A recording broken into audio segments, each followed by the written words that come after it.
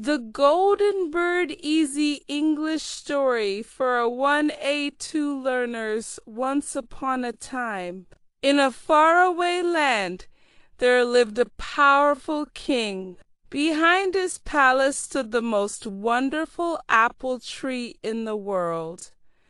Every single day, this tree gave apples made of pure gold. They shone brightly in the sunlight and were more precious than any treasure in the kingdom.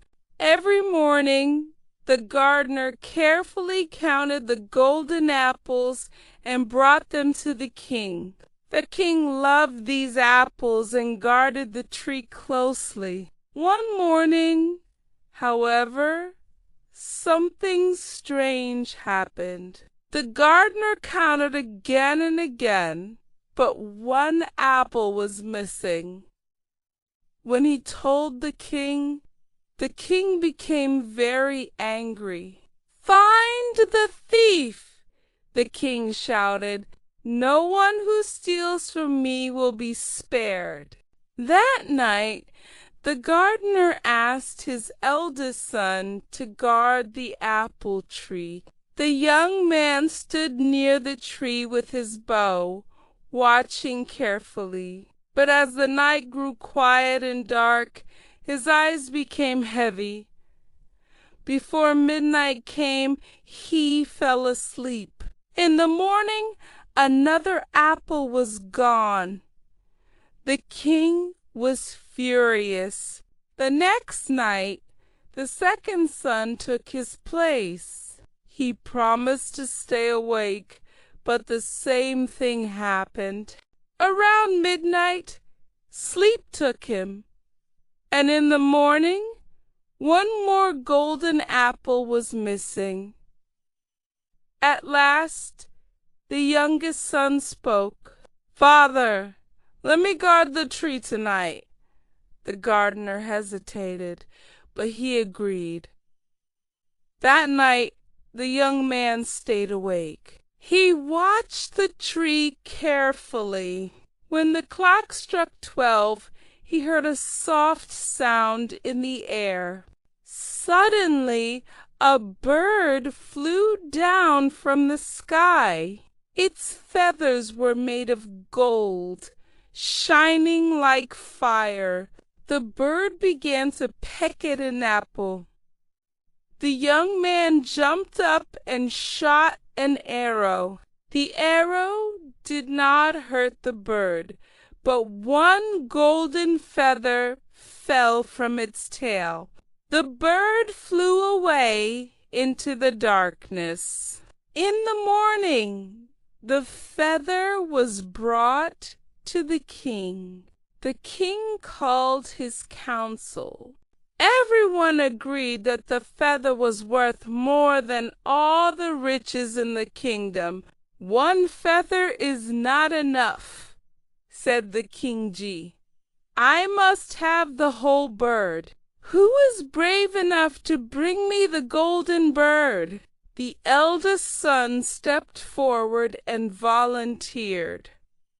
Proudly, he set out on his journey. Soon he came to a dark forest. By the roadside he saw a fox sitting quietly. The young man lifted his bow to shoot, but the fox spoke. "Do not shoot me," said the fox. "I know why you are here. You seek the golden bird. If you listen to me, I will help you." The fox gave him advice. "Tonight you will reach a village. There are 2 inns. One looks beautiful and lively. The other looks poor and dirty. Choose the poor one." The young man laughed to himself. "What does a fox know?" he thought. He tried to shoot the fox, but missed, and the fox ran away. That evening, the young man reached the village. Music and laughter came from the beautiful inn. The poor inn looked dark and empty. "I would be foolish to stay there," he said. He entered the beautiful inn, ate, drank, and forgot his mission. Days passed, and he never returned. When the eldest son did not come back, the second son went to find the golden bird. He met the same fox and received the same advice. He also ignored it, chose the beautiful inn, and failed. At last, the youngest son asked to go. His father was afraid. "I have already lost 2 sons," he said. But the young man answered, "Trust me, father." At last, the gardener agreed. The youngest son reached the forest and met the fox. This time, he listened. He followed the fox's advice and stayed in the poor inn.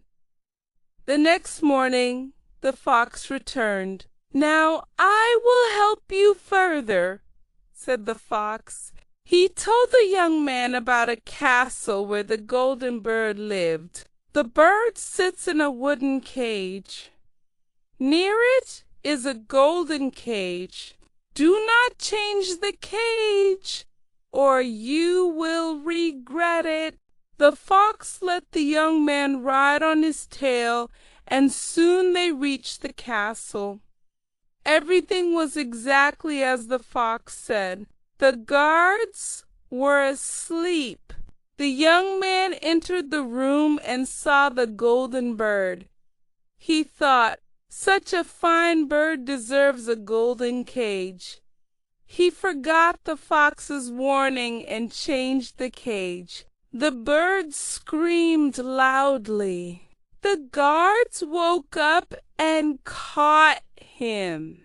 He was brought before the king of the castle and sentenced to die. The young man begged for mercy.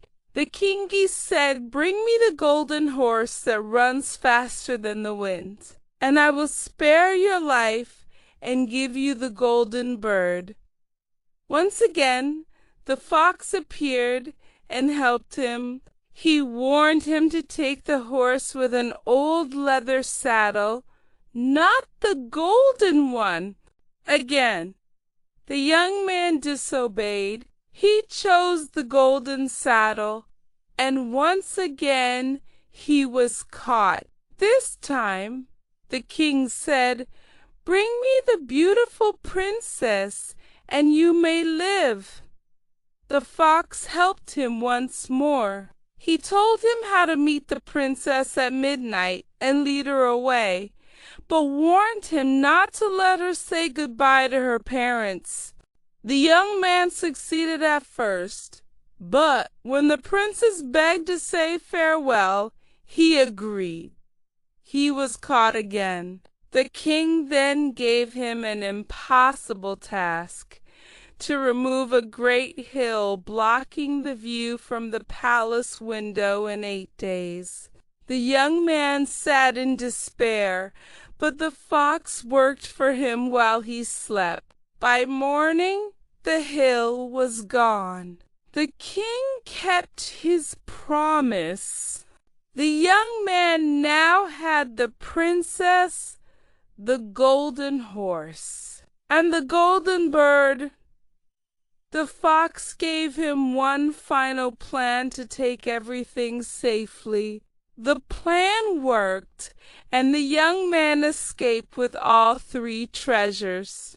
Before leaving, the fox warned him of 2 things: never rescue anyone from the gallows, and never sit by the river. On his way home, the young man met his 2 brothers, who were about to be hanged.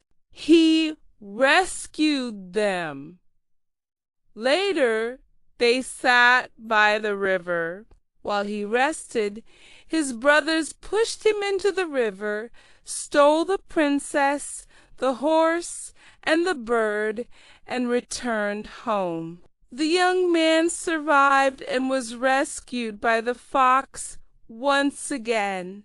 Disguised as a poor man, he went to the king's court. When he entered, the golden bird sang, the horse ate, and the princess stopped crying. The truth was revealed. The brothers were punished, and the youngest son married the princess. Years later, the fox asked him to kill him. With a heavy heart, he did so. The fox turned into a man, the lost brother of the princess. The spell was broken, and happiness returned to the kingdom.